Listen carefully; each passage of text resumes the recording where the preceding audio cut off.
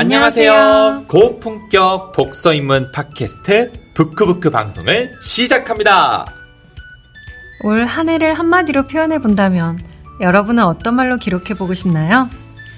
행복했고, 때론 좌절했고, 그럼에도 다시 열정을 불태웠던 수많은 순간들이 눈앞을 스쳐가는 지금. 저는 올 한 해도 정지은스러웠다 라고 2024년을 기록하고 싶은데요. 올해가 가기 전에 여러분 마음속에 남아있는 순간들을 떠올리며 그 안에 담긴 감정과 기억들을 되새겨보는 시간을 가져보는 건 어떨까요? 한 해의 마지막 페이지를 앞둔 오늘, 안녕하세요. 아나운서 정지은입니다. 올 한 해 많은 일들이 있었죠. 시간이 지나가고 이맘때쯤에는 뒤를 돌아보는 시간을 가집니다. 이미 지나간 시간을 되돌릴 수는 없지만 내가 펼친 시간의 사다리 사이사이에는 어떤 따뜻한 일과 어떤 서러웠던 일이 있었는지를 떠올려보죠. 그래도 저는 늘 무슨 일이 있어도 한 해가 해피엔딩이었다고 마무리 짓습니다. 성공하지도 돈을 많이 벌지 않아도 괜찮아요. 올 한 해를 돌아보면서 기억이 남는 소중한 추억이 있어 미소 지을 수 있다면 우리 해피엔딩이라고 불러도 되지 않겠어요? 안녕하세요. 아나운서 장진혁입니다.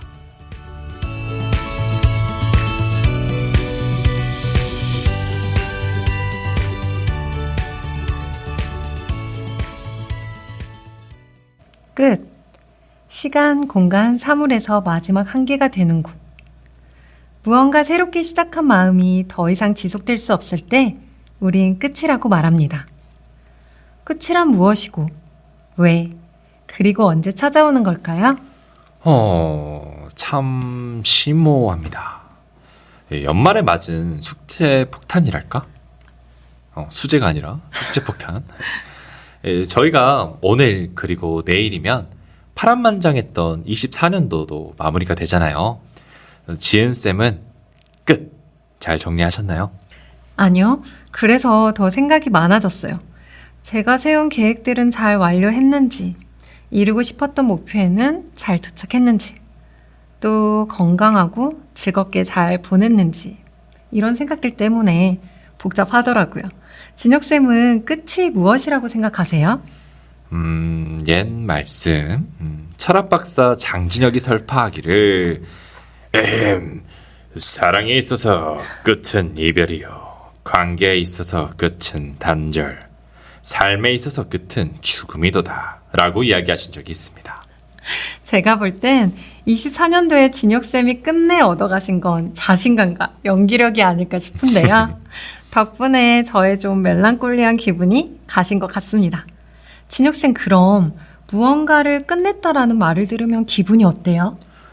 일단 무언가가 무엇인지가 참 중요하겠네요.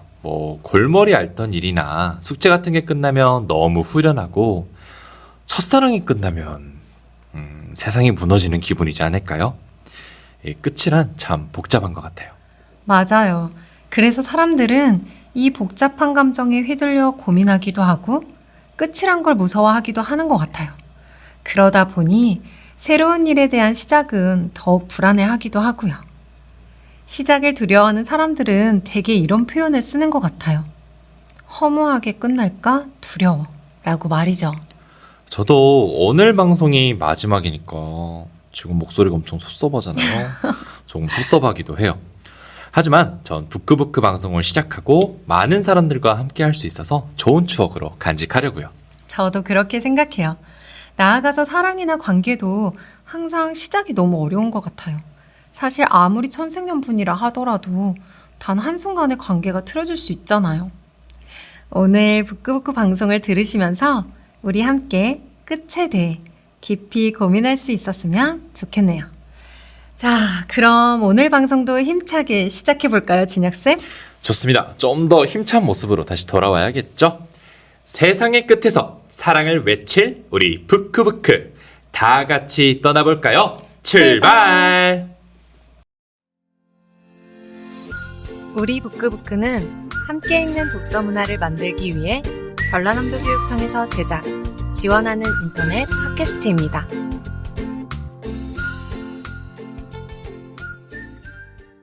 부크부크의 첫 코너. 쉿!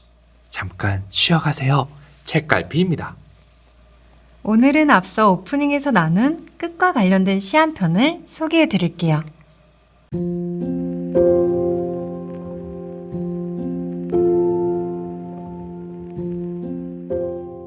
그렇지만 말야, 가는 사람은 가는 사람이고 남는 사람은 남는 사람이란다.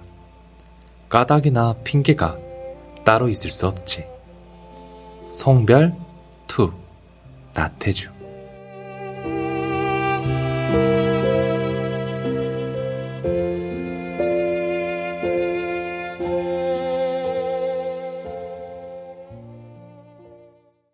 아주 유명한 시인이시죠.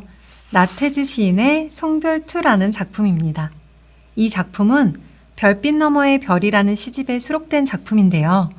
여러분은 혹시 나태주 시인님이 교사 출신이라는 점 알고 계셨나요? 진혁씨 알고 계셨어요? 예, 알고 있죠. 또 존경하는 분이시죠. 약 43년이라는 긴 교직 생활을 하시면서 동시에 좋은 작품을 많이 남겨주셨답니다. 자세히 보아야 예쁘다. 오래 보아야 사랑스럽다. 너도 그렇다. 한 번쯤 다들 들어보셨을 텐데요. 바로 이 작품을 집필하신 분이기도 합니다. 오늘 들려드린 부분은 시의 중간 부분입니다. 끝이 다가와 이별을 택한 사람들의 감정을 느껴볼 수 있는데요. 정다운 마음이 있었다면 그것은 떠나간 사람의 마음일 것이고, 외롭고 아프고 쓸쓸한 마음도 그 사람의 몫일 거라는 잔잔한 위로를 주는 것 같습니다. 연말이 되면 송별을 많이 하잖아요. 떠나는 이에게 선물로 송별시를 건네보는 건 어떨까요? 아디오 2024. 아름다운 이별을 기리며 추천한 오늘의 책갈피 송별2였습니다. 그럼 다음 코너 불멸의 클래식으로 떠나볼까요?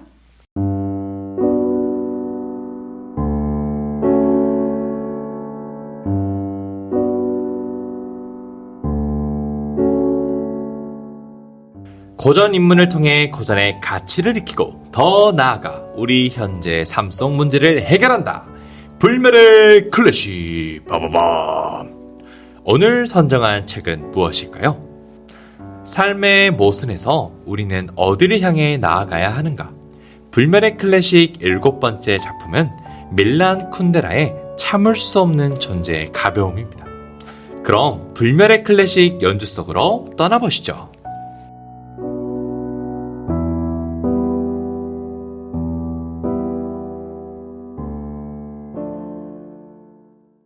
사람이 무엇을 희구해야만 하는가를 안다는 것은 절대 불가능하다.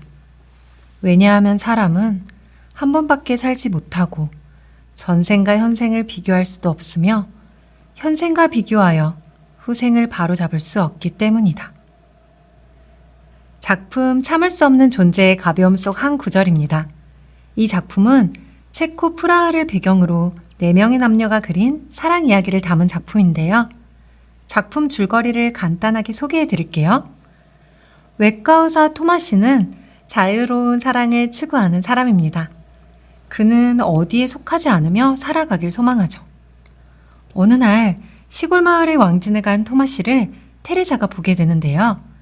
테레자는 단숨에 운명의 상대라 생각하고 그를 따라 무작정 프라하로 떠나게 됩니다.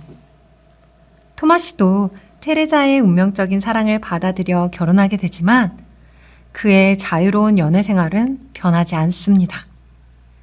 한편 사비나라는 여성이 등장하는데요. 그녀는 체코의 예술인으로 토마시와 오랜 연인 관계를 유지하지만 그녀 또한 자유로움을 추구하기에 진지한 관계로 발전시키지 않았습니다.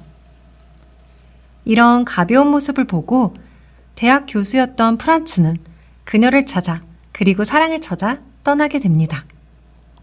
이처럼 토마시, 테레자, 사비나, 프란츠 4명의 남녀가 그려가는 사랑 이야기를 통해 우리는 사랑은 무엇이며 삶의 가벼움과 무거움이 무엇인지 경험할 수 있습니다. 참을 수 없는 존재의 가벼움. 이름부터 멋진 작품이지만 사실 이 책은 쉽게 도전하기 꺼려집니다. 작품을 읽어보면 특히 두 가지의 어려운 주제가 우리를 무겁게 만들기도 하는데요. 바로 영원회귀와 키치입니다. 먼저 니체의 영원회귀부터 살펴볼까요? 니체가 주장한 영원회귀는 이런 내용입니다. 삶은 원의 형상을 띠면서 영원히 반복하는 것이고 번뇌의 현실에 이르는 것도 환생하여 다른 세상에 새로이 태어나는 것도 부정하면서 항상 동일한 것이 반복된다는 개념입니다. 쉽게 말해 영원히 반복되는 삶을 사는 것이죠. 여기에서 니체는 지금 살고 있는 현실의 고뇌와 기쁨을 그대로 받아들이는 것을 well-being, 잘 사는 것이라 주장했죠. 그 다음 키치에 대해 살펴볼까요? 키치는 미학에서 자주 사용하는 언어입니다. 기이하고 조속한 것, 싸구려를 뜻하거나 나아가 고급 문화를 꼬집는 개념으로도 사용되죠. 작품에 사용된 키치의 개념은 부정, 배제의 개념입니다. 존재라면 당연히 가져야 할 것들에서 조속한 것, 책에서 표현된 똥과 같은 것을 부정하며 대상을 고귀하게 바라보는 행위를 키치라고 하죠. 즉, 아름다운 가면을 쓰게 하는 것이 키치입니다. 이 두 가지 개념을 통해 작품을 읽게 되면 작가가 전하고자 하는 메시지를 조금 수월하게 이해할 수 있습니다. 작품은 제목에서부터 끝날 때까지 가벼움과 무거움에 대해 이야기하고 있습니다. 작가가 말하고자 하는 가벼움과 무거움은 무엇이고 둘 중 어떤 것이 정답일까요? 우리는 한 치 앞도 모르는 세상에서 살고 있습니다. 살아가면서 우리의 삶을 무겁게 짓누르는 것이 점점 쌓여가기도 합니다. 가장이라는 책임, 당위성, 민족, 전쟁이라는 역사처럼 말이죠. 반대로 우리를 한없이 가볍게 하는 것도 존재합니다. 자유에서 시작한 방임, 포기, 회피, 무의미 이런 것이 있겠네요. 이런 것들은 너무나 가벼워 인간 본질에 진지하게 임할 수 없게 만들기도 하죠. 작품에 등장하는 4명의 남녀는 프라하의 봄이라는 역사의 소용돌이 속에서 무거움에 짓눌려 사랑을 통해 존재의 가벼움을 경험하고 고뇌합니다. 이제 우리의 삶을 돌아보도록 해요. 여러분은 지금 무거움과 가벼움 중 어디에 가까우신가요? 혹시 어느 한 곳에 치우친 삶을 살고 있진 않으신가요? 육체와 정신, 가변과 불변, 정조와 배신, 역사와 미래, 아름다움과 추함. 우리는 이 두 갈래의 길에서 모순 속에서 조화롭게 살아가는 것이 가장 신비로운 길이라는 걸 알고 있습니다. 여러분의 삶이 더욱 찬란하길 바라며 이상 12월 불멸의 클래식 참을 수 없는 존재의 가벼움이었습니다. 1968년 체코에는 민주화, 즉 프라하의 봄이라는 변화의 바람이 불어옵니다. 하지만 그의 여름, 소련의 침략으로 오히려 사회는 더더욱 혼란스럽게 휘청거립니다. 그들의 짓눌린 삶의 가벼움이라는 것을 느껴볼 수 있게 만든 작품이라고 생각되는데요. 사랑은 운유로 시작된다. 한 여자가 언어를 통해 우리의 시적 기억에 아로새겨진 순간 사랑은 시작된 것이다. 24년의 마지막, 삶과 사랑에 다시 한번 고민해보는 시간이 되었으면 하네요.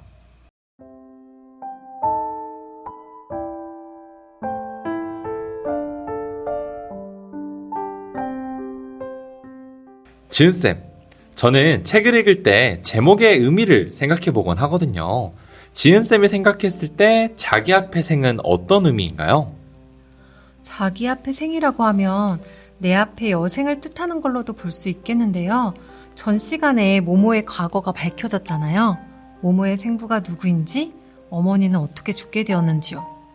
모모에게 중요했던 것은 과거가 아니었던 것 같아요.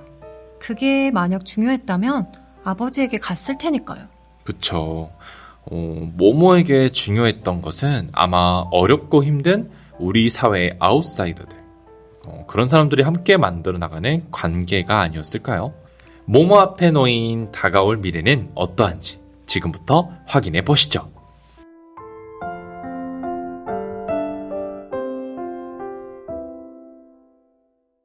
나는 그녀를 놔준 채 내 우산 아르티르를 가지러 다시 7층으로 올라갔다. 습관이 되어서 곁에 없으면 허전했다. 나중에 한 번 더 올라가야 했는데 히틀러 사진을 가져오기 위해서였다.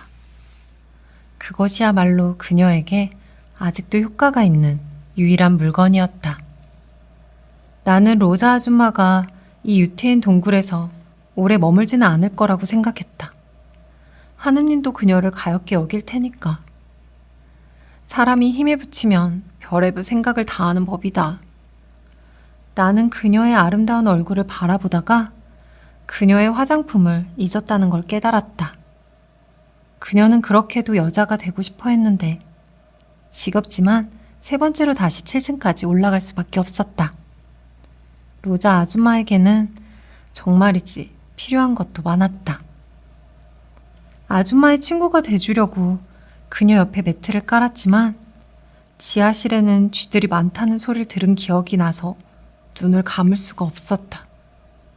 나는 쥐가 무서웠다. 그러나 쥐는 한 마리도 보이지 않았다. 그러다 나도 모르는 사이에 스르르 잠이 들어버렸다. 눈을 떴을 때는 촛불이 거의 다 꺼져 있었다. 로자 아줌마는 눈을 뜨고 있었다. 그러나 내가 히틀러 사진을 그녀 앞에 가져다 대도 아무 반응을 보이지 않았다. 그런 몸으로 지하실까지 내려온 것만도 기적이었다. 나는 일어나서 지하실로 되돌아왔다. 로자 아줌마는 여전히 정신이 나간 상태였다. 그랬다. 그건 마비 상태였다. 이 단어를 나는 꼭 기억해 두어야겠다. 나는 단번에 4살을 더 먹었고 그 일은 쉬운 일은 아니었다. 언젠가는 나도 내 나이에 맞게 말을 할 수 있겠지.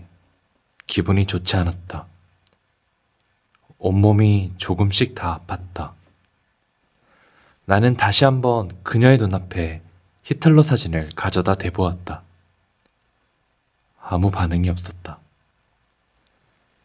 그녀가 이런 상태로 몇 년을 더 살 수도 있을 것 같다는 생각이 들었다. 그렇게 되지 않기를 바랐지만 그렇다고 내가 그녀를 안락사시켜줄 용기는 없었다. 어둠 속에서도 그녀의 안색은 좋지 않아 보였다. 나는 그녀를 위해 촛불을 있는 대로 다 켰다. 나는 화장품을 들고 입술에 루즈를 발라주고 볼터치를 해주고 그녀가 좋아하던 모양대로 눈썹을 그려주었다.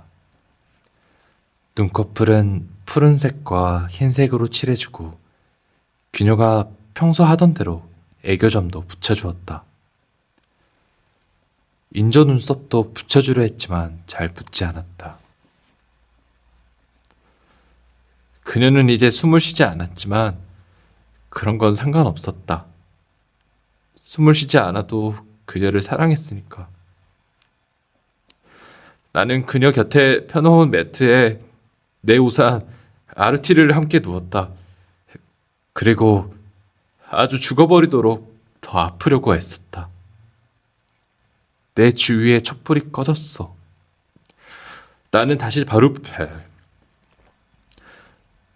나는 다시 불을 붙였다. 촛불은 여러 차례 꺼졌고 푸른 옷의 광대가 다가와 내 어깨를 감싸 안았다. 나는 온몸이 아팠다. 노란 옷의 광대도 다가왔다. 나는 단번에 먹었던 4살한 아이를 떨쳐내버렸다. 모든 게 하잘것없이 느껴졌다. 가끔씩 일어나서 로자 아줌마의 눈앞에 히틀러 사진을 가져 대봤지만 아무런 반응이 없었다. 그녀에게 한두 번 뽀뽀도 해주었지만 그것도 아무 소용이 없었다. 그녀의 얼굴은 차가웠다. 화려한 기모노 차림에 붉은 가발을 쓴 내가 화장을 해준 아줌마는 무척 아름다웠다. 나는 잠에서 깨어날 때마다 군데군데 점차 푸르죽죽하게 변해가는 그녀의 얼굴의 화장을 고쳐주었다. 나는 그녀 곁의 매트에서 잠을 잤다. 바깥에 나가기가 두려웠다. 밖엔 아무도 없었으니까. 하밀 할아버지가 노망이 들기 전에 한 말이 맞는 것 같다. 사람은 사람할 사람 없이는 살 수 없다. 그러나 나는 여러분에게 아무것도 약속할 수 없다. 더 두고 봐야 할 것이다. 나는 로자 아줌마를 사랑했고 계속 그녀가 그리울 것이다. 하지만 이 집 아이들이 조르니 당분간은 함께 있고 싶다. 나딘 아줌마는 내게 세상을 거꾸로 돌릴 수 있는 방법을 가르쳐 주었다. 무척 흥미로운 일이다. 나는 온 마음을 다해 그렇게 되기를 바란다. 라몽 의사 아저씨는 내 우산 아르티리를 찾으러 내가 있던 곳까지 다녀오기도 했다. 감정을 쏟을 가치가 있다는 이유만으로 아르티리를 필요로 할 사람은 아무도 없을 테고, 그래서 내가 몹시 걱정했기 때문이다. 사랑해야 한다. 사람은 사랑할 사람 없이는 살 수 없다. 이 문장이 저에게도 깊은 울림을 주는데요. 모모와 로자 아줌마는 서로에게 사랑할 사람이었던 거죠. 이는 사랑하는 사람의 존재가 힘든 삶을 살아가는데 중요한 역할을 한다는 것으로 보여지는데요. 지은쌤, 주변에 사랑하는 사람 잘 챙기고 계시죠? 네, 그럼요. 이 책을 읽고 나니까 사랑의 의미에 대해 다시 한번 생각해 보게 되었어요. 이 책의 마지막 구절, 사랑해야 한다. 그 글귀를 보고 사랑하는 사람들에게 더욱 애정을 갖고 표현을 많이 해야겠다는 생각이 드네요. 곁에 있을 때 잘해야 한다는 말처럼 다시 한번 생각해 보면서요. 오디오북은 여기서 마무리할게요.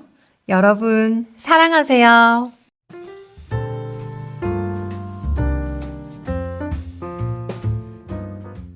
미루고 싶었던 끝이 우리에게 찾아왔습니다. 두렵기만 생각했던 끝은 우리에게 사실 이런 말이 하고 싶었을 거예요. 끝이 있으면 다시 새로운 시작도 있는 거야. 그러니 나를 있는 그대로 바라봐줘. 시작과 끝은 모순적이지만 그들은 하나로 묶여 있습니다. 시작이 없다면 끝이 없으니까요. 만약 이루지 못한 목표가 끝이 났다면 어떻게 해야 할까요? 여기서 영원한 이별을 택할지, 그것을 딛고 새로운 시작으로 맞이할진 바로 여러분 자신에게 달려 있습니다. 그러니 끝을 너무 무서워하지 않았으면 해요. 물론 끝이라는 건 상당히 아플 거예요. 믿었던 만큼, 고대했던 만큼 실망과 좌절은 더 큰 법이니까요. 우리 새로 다가오는 25년에는 부크부크가 나눴던 이야기를 떠올리며 조금은 성장해보시는 건 어떨까요? 싸움을 줄이고 내면을 찾는 여행도 떠나고 변화하는 세상에서 자연을 아끼며 따뜻한 위로의 말을 건넬 줄 아는 사람으로 사랑과 관계, 사랑과 이별, 시작과 끝을 조금은 성숙하게 말이죠. 자, 이제 진짜 마지막 시간이 찾아왔습니다. 진옥쌤, 그간 방송하신 소감 짧게 한마디 해주세요. 지금 눈물을 좀 닦아야 될 것 같은데요. 저희가 부크부크를 2년째 했죠, 지은쌤. 네, 맞나요? 그렇죠. 2년간 하면서 항상 이 부크부크를 듣는 학생들의 얼굴을 떠올렸던 것 같아요. 우리의 목소리를 듣고 정말 한 명이라도 책을 더 읽고 재밌어하는 친구들이 있을까? 걔들이 웃는다면 어떤 표정일까? 이런 생각을 했었던 것 같은데 그래도 2년째 활동을 마무리하니까요. 하길 잘했다는 생각이 들어요. 물론 연결이 됐을지는 모르지만 목소리가 닿았다면 누군가는 재밌었을 거고 그럼 아까 말했다시피 해피엔딩이 아닐까 싶습니다. 맞아요. 너무 말이 길었나요? 짧게 아니요, 하라고 좋아요, 했는데. 좋아요. 지은쌤은요? 저도 1년 동안 작년부터 하면 2년이죠. 네. 네, 2년 동안 책을 통해서 삶의 이야기를 나눌 수 있어서 정말 좋았던 것 같아요. 그런 과정들을 통해서 저도 그리고 이 방송을 듣는 여러분들도 함께 성장할 수 있을 거라고 믿습니다. 독서의 힘은 한 권의 책에서 시작되지만 이어지는 대화와 공감 속에서 무한히 확장될 수 있다는 것도 배웠고요. 그리고 올해 우리 부크부크는 끝이 났지만 여러분의 책 속 여행은 계속되길 진심으로 응원하겠습니다. 응원합니다. 자, 그럼 이제 마지막 인사를 해야 될 것 같은데요. 마지막이지만 눈물 짓지 않아야 되니까 어느 때보다 신나게 인사해 주실 수 있겠죠, 지은쌤? 네. 자, 가볼까요? 우리 부크부크 방송은 다음에 또 찾아오겠습니다. 2025년에는요, 즐겁고 행복한 일 가득하길 소망합니다. 건강하게 잘 지내요. 하나, 둘, 셋. 안녕! 책을 읽어 매일 자유롭게 세상을 넓혀 더 멋진 내 모습을 꿈꿔 자꾸 눈이 가는 이 작은 방 부크부크 지루함 모두 떨칠 거야 이야기에 빠져들게 돼 파도처럼 흐르는 세계에 감겨 마음이 더 커져 너무 좋아 부크부크